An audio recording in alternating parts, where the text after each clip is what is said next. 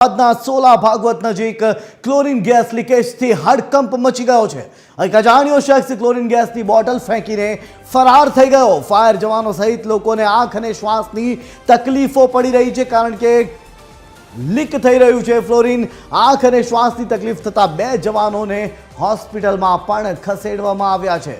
Fire વિભાગની ટીમો હાલ ગેસ બંધ કરવાના પ્રયાસ કરી રહી છે, સાથે જ બોટલ ઉપર સતત પાણીનો મારો ચલાવવામાં આવી રહ્યો છે। ત્યારે આ મામલે વિસ્તારથી વાત કરવા માટે આપણી સાથે જોડાઈ રહ્યા છે સંવાદદાતા મૌલિક।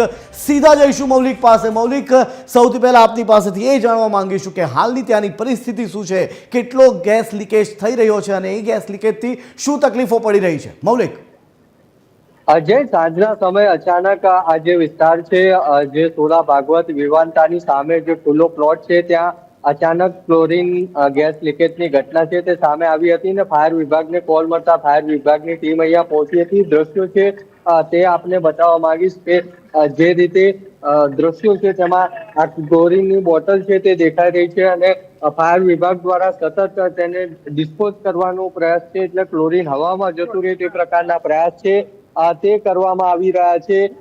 જો કે શરૂઆતમાં જ્યારે ફાયરની ટીમ અહીંયા પહોંચી ત્યારે 2 ફાયર કર્મીઓ હતા, તેમને આ જે કામગીરી છે તે દરમિયાન ખાંસી અને વોમિટિંગ થતા તેમને હોસ્પિટલ છે તે ખસેડવામાં આવ્યા છે। દ્રશ્યો છે તેમાં જોઈ શકાય છે એક પીપ હોય છે તે પ્રકારની આ ક્લોરીનની બોટલ છે અને તેમાંથી સાંજના સમયે ગેસ લીકેજની ઘટના છે તે બની હતી અને જો કે આ કોઈ વ્યક્તિ અહીંયા મૂકી ગયો છે કે પહેલેથી જ અહીંયા પડી હતી તે પોલીસ તપાસ છે તે કરી રહી છે।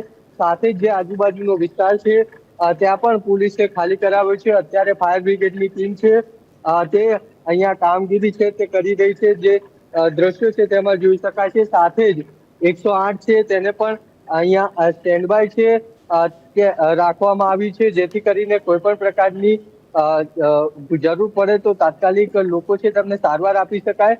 જે સોલા ભાગવતથી ડમરૂ સર્કલ જતો રસ્તો છે, ત્યાં રસ્તા પર પણ આની ગેસ લીકેજની એટલી તીવ્ર સ્મેલ છે કે લોકો શ્વાસ નથી લઈ શકતા અને તે પ્રકારની પરિસ્થિતિ જોવા મળી રહી છે। જી, એટલે લોકો શ્વાસ નથી લઈ શકતા, ક્લોરીનના કારણે બળતરા થઈ રહી છે। મૌલિક, અમે પણ આપને કહીશું કે તમે પણ એક સેફ ડિસ્ટન્સ બનાવીને રાખજો, તમારું ધ્યાન રાખજો, તમારી પાસેથી આગળ પણ આ અંગે વધુ વિગતો, આ જ સમાચાર ઉપર વધુ વિગતો લેતા રહીશું। તો હાલ અમારા સંવાદદાતા મૌલિક ઘટના સ્થળ પર છે। ઘટના સ્થળનો આખો ચિતાર આપે જોયો। કોઈ વ્યક્તિ નાખીને ગયો છે કે પહેલાથી જ અહીં બોટલો પડી હતી, એ હવે અસમંજસનો સવાલ છે। પરંતુ હાલની જો વાત કરવામાં આવે, હાલ હજી પણ એ લીકેજ થઈ રહ્યું છે, ક્લોરીન લીકેજ થઈ રહ્યું છે અને જેના કારણે લોકોને બળતરાઓ થઈ રહી છે।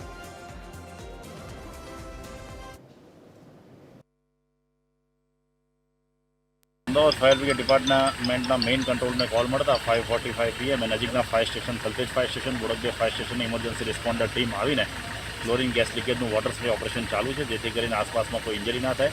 પોલીસ ડિપાર્ટમેન્ટની પણ કામગીરી ચાલુ છે। આસપાસના જે પણ રેસિડન્ટ્સ છે તે લોકોને ઇવેક્યુએશન કરવામાં આવે છે, જેથી કરીને ગેસ લીકેજથી કોઈ અનકોન્શિયસ થઈને એડમિટ ના કરવા પડે અને વોટર સ્પ્રેથી અત્યારે ડાયલ્યુશન ચાલુ છે। સર, 2 ફાયર કર્મીને પણ અસર થઈ છે, શું? હા, ઓલમોસ્ટ એ લોકોને ગેસ લીકેજની જે અસર છે હોસ્પિટલાઇઝ કર્યા હતા ને એ લોકો રિલીવ કરી ગયા છે।